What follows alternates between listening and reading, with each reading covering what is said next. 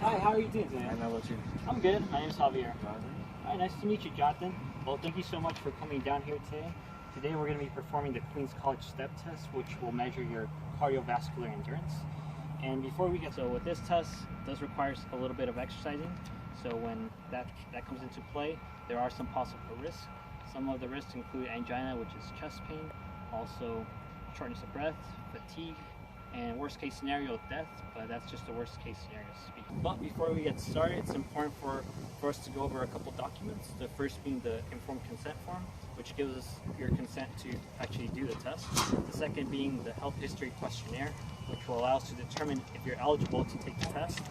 And it's very important for you to disclose any important information with us in order for us to determine if you're eligible to partake in this test and if it's safe test. Alright, sounds good? Sounds good. Alright, so take a couple of minutes and fill this out. If you have any questions, go ahead and ask me. Alright, so it turns out everything is fine and you're eligible to actually take the test. So, before we get started, let me explain to you the equipment that we will be using today. The great thing about this test is most of it can be substituted and found in, like, let's say a park. Today we are at a park and we're actually going to be using some bleachers.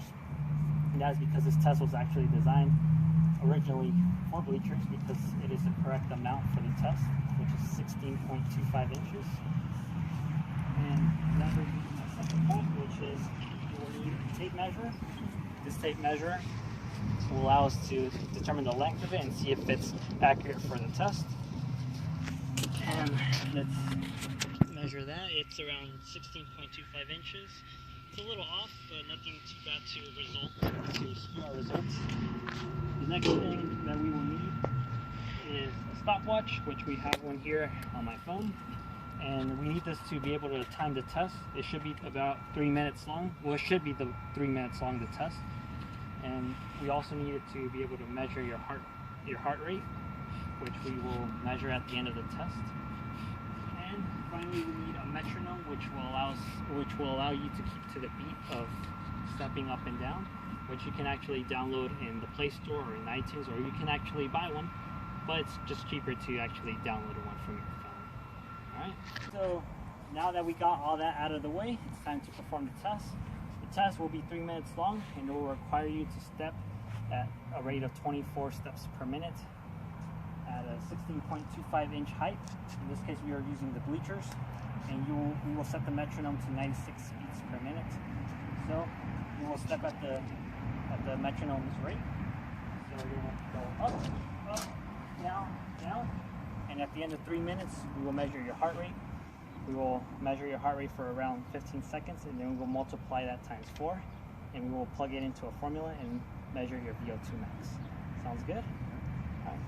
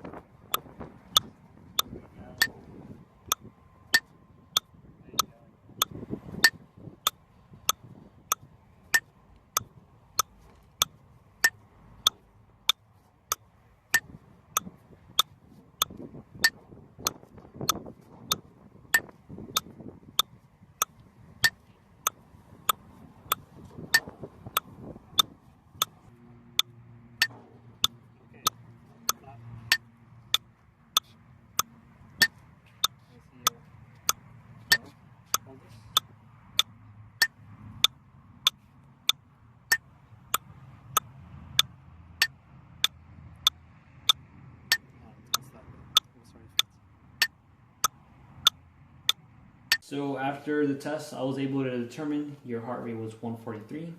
I entered that into a specialized formula, and then I was able to determine your VO2 max.